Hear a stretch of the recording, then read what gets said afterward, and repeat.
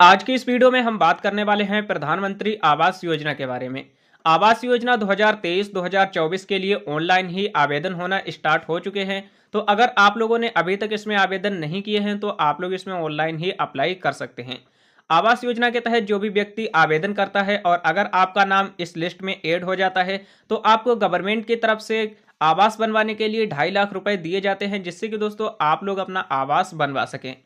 तो इस वीडियो में मैं आपको कंप्लीट इन्फॉर्मेशन देने वाला हूं कि प्रधानमंत्री आवास योजना के तहत आपकी क्या क्या पात्रता रहने वाली है, क्या एलिजिबिलिटी क्राइटेरिया रहेगी और आप लोगों को इस योजना के अंतर्गत कौन कौन से डॉक्यूमेंट्स देने पड़ेंगे। तो सबसे पहले हम बात करेंगे कि इसकी एलिजिबिलिटी के बारे में। एलिजिबिलिटी इसकी ये है कि आप लोगों के पास पहले से ही कोई भी सरकारी आवास बना हुआ नहीं होना चाहिए। अगर आपको पहले ही इसका लाभ मिल चुका तो आपको दोबारा इसका लाभ नहीं मिल सकता है।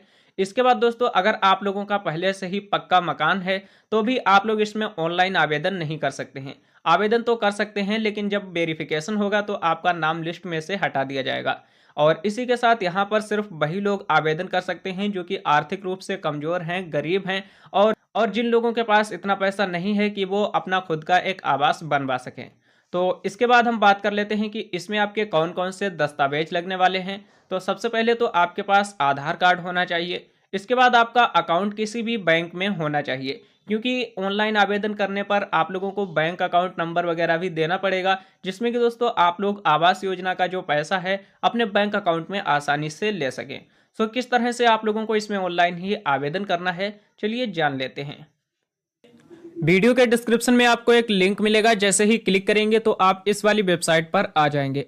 इसके बाद आपको यहाँ पर पूरा आर्टिकल देखने को मिल जाएगा प्रधानमंत्री आवास योजना से रिलेटेड।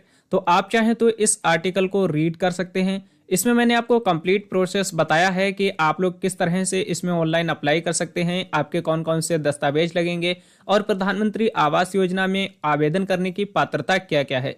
सबसे पहले हम बात कर लेते हैं कि इसमें आपकी क्या पात्रता रहेगी। तो आवेदक जो है सबसे पहले भारत का निवासी होना चाहिए। इसी के साथ आवेदक की जो उम्र है कम से कम 18 वर्ष होनी चाहिए। इसके बाद आवेदक का मकान जो है पक्का बना हुआ नहीं होना चाहिए और साथ ही आवेदक के नाम या फिर आवेदक के परिवार में किसी भी सदस्य के नाम पे कोई भी प्रॉपर्टी नहीं होनी चाहिए। इसी के साथ यहाँ पर आवेदक को पहले किसी भी प्रकार का आवास योजना का लाभ नहीं मिला हो और साथ ही आवेदन के पास प्रधानमंत्री आवास योजना से संबंधित सभी दस्तावेज मौजूद होने चाहिए। आवेदक गरीबी रेखा में जीवन यापन करने वाला होना चाहिए और प्रधानमंत्री आवास योजना के तहत एक परिवार से सिर्फ एक ही लोग को लाभ मिल पाएगा। इसके बाद हम बात कर लेते हैं कि इसमें आपके पास कौन कौन से दस्तावेज होने चाहिए। तो प्रधानमंत्री आवास योजना में ऑनलाइन ही अप्लाई करने के लिए आपके पास आधार कार्ड होना चाहिए, पासपोर्ट साइज फोटो, आय प्रमाण पत्र, निवास प्रमाण पत्र, मोबाइल नंबर, पहचान पत्र और बैंक पासबुक होनी चाहिए। इसके बाद दोस्तों हम यहाँ पर बात करेंगे कि प्रधानमंत्री आवास योजना के तहत हम ऑनलाइन ही अप्लाई किस तरह से कर सकते हैं। तो इसके लिए आपको यहाँ पर कुछ नीचे की साइड में आना है। यहाँ पर आपको वेबसाइट लिंक देखने को मिल जाएगा। आप यहाँ पर देख सकते हो इंपॉर्टेंट लिंक्स। इसके जस्ट नीचे ही पहला है वेबसाइट लिंक, तो आपको इस पर क्लिक नहीं करना है। मैं आपको बहुत ही सिंपल तरीका बताने वाला हूँ। तो इसके लिए आपको जो दूसरे नंबर पर अप्लाई ऑनलाइन वाला ऑप्शन दिखाई दे रहा है, इसी के जस्ट सामने क्लिक हियर वाले ऑप्शन पर एक बार क्लिक कर देना है।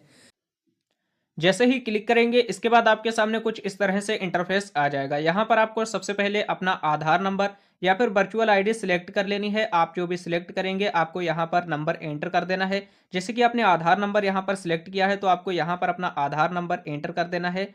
इसके बाद यहाँ पर आपके आधार कार्ड में जो भी नाम है उस नाम को यहाँ पर इंग्लिश में फिल कर देना है। इसके बाद यहाँ पर कुछ नीचे की साइड में आएंगे, यहाँ पर आपको कंसेंट देना है और इसके बाद चेक वाले ऑप्शन पर एक बार क्लिक कर देना है। जैसे ही आप क्लिक करेंगे इसके बाद आपके सामने प्रधानमंत्री आवास योजना के तहत ऑनलाइन अप्लाई करने के लिए पूरा फॉर्म आ जाएगा। अब आपको इस फॉर्म को अच्छी तरह से फिल कर देना है। जैसे कि यहाँ पर आपको सबसे पहले अपने राज्य का नाम सिलेक्ट कर लेना है। इसके बाद आपको अपने जिला का नाम सिलेक्ट करना है और इसके बाद आपको यहाँ से अपनी तहसील का नाम या फिर शहर का नाम सिलेक्ट कर लेना है। इसके बाद यहाँ पर आपसे पूछा जा रहा है क्या आप योजना क्षेत्र या विकास में रहते हैं, तो आपको यहाँ पर यस या नो में सिलेक्ट कर लेना है।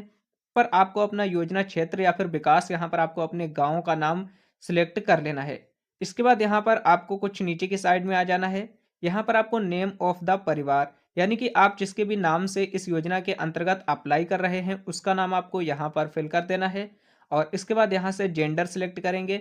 यहाँ पर उसके फादर का नाम फिल करना है और इसके बाद यहाँ पर जो भी परिवार का मुखिया है यानी कि जिसके भी नाम से आप इस योजना के अंतर्गत आवेदन कर रहे हैं उसकी यहाँ पर आयु एंटर कर देनी है। इसके बाद आपको यहाँ पर अपना एड्रेस फिल करना है, जो भी आपका प्रेजेंट एड्रेस है। प्रेजेंट एड्रेस में सबसे पहले अपना हाउस नंबर, इसके बाद यहाँ पर गली मोहल्ले का नाम, यहाँ पर अपनी सिटी का नाम, राज्य का नाम और इसके बाद यहाँ पर जिला का नाम और इसी के साथ यहाँ पर आपको अपना पिन कोड एंटर करना है, जो भी आपके एरिया का पिन कोड है और इसके बाद मोबाइल नंबर एंटर करेंगे।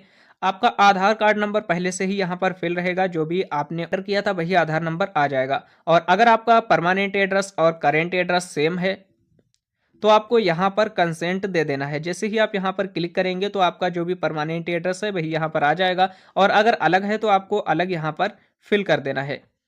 इसके बाद आपको यहाँ पर कोई भी आईडी देनी पड़ेगी, जिसमें कि आप यहाँ से सिलेक्ट कर लेंगे। सिलेक्ट आईडी टाइप, यहाँ पर आपको आधार कार्ड सिलेक्ट कर लेना है। इसके बाद आपके परिवार में जितने भी मेंबर हैं सभी मेंबर को आपको ऐड करना पड़ेगा एक एक करके। तो यहाँ से आपको सबसे पहले रिलेशन सिलेक्ट करना है कि उस मेंबर से आपका क्या रिलेशन है। इसके बाद यहाँ से जेंडर सिलेक्ट करेंगे।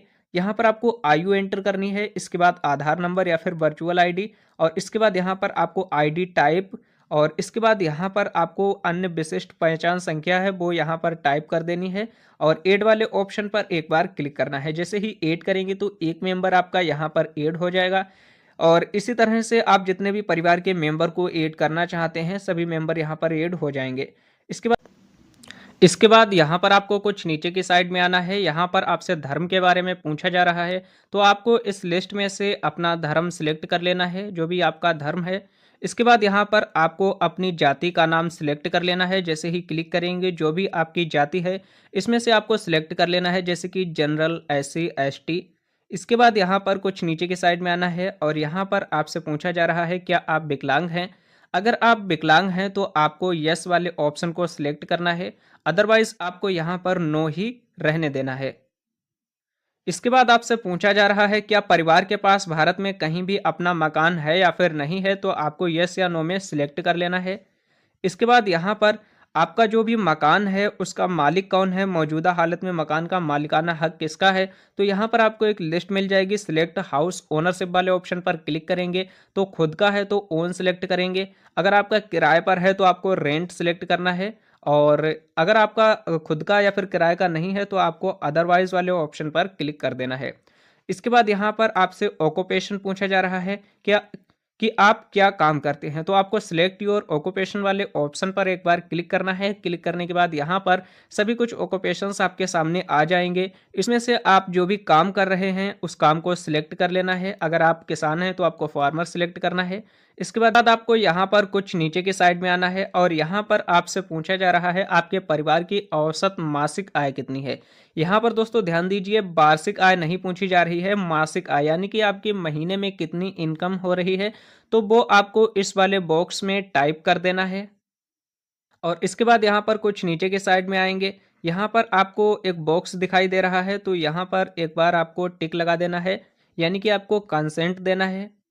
और इसके बाद आपको एक कैप्चा कोड दिखाई दे रहा है, इस कैप्चा को आपको सेम टू सेम नीचे वाले बॉक्स में फिल कर देना है।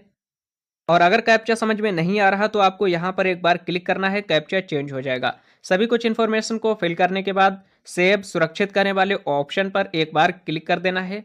लेकिन दोस्तों इससे पहले आप लोगों को अच्छी तरह से पूरे फॉर्म को एक बार चेक कर लेना है कि इस पूरे फॉर्म में कहीं पर भी मिस्टेक तो नहीं है।